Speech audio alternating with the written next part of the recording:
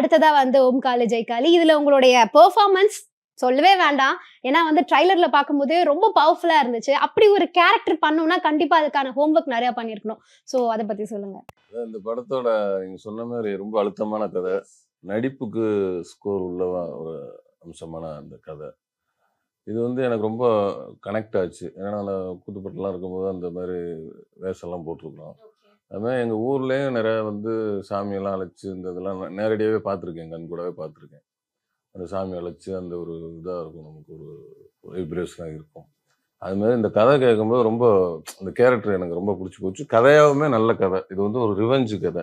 நான் ஃபர்ஸ்ட்டு இதான் ரிவெஞ்ச் ஸ்கிரிப்ட்டா இதுதான் இப்போ ஃபர்ஸ்ட் டைம் பண்றேன். எப்படி விலங்கு ஒரு டிஃபரெண்ட்டா இருந்ததோ, அது மாரி இதுவும் ஒரு ரிவெஞ்ச் கதை. ஒரு டிஃபரெண்ட்டா இருக்கும். ரொம்ப நடிப்புக்கு ஸ்கோரு. இது மாரி எல்லாருமே ரொம்ப அவங்கவங்க இத எல்லாமே எஃபோர்ட் போட்டு நல்லா பண்ணியிருக்காங்க. இப்போ அது உங்களுக்கு வந்து இந்த வயசுல நீங்க இப்படி ஒரு கெட்டப் போடும்போது, அது எவ்ளோ பவர்ஃபுல்லா நீங்க ஃபீல் பண்ணீங்க? அதான் இது வந்து இது கதை பிரகாரமே மேக்கப் முதற்கொண்டு நம்மளே தான் போட்டுக்கணும்.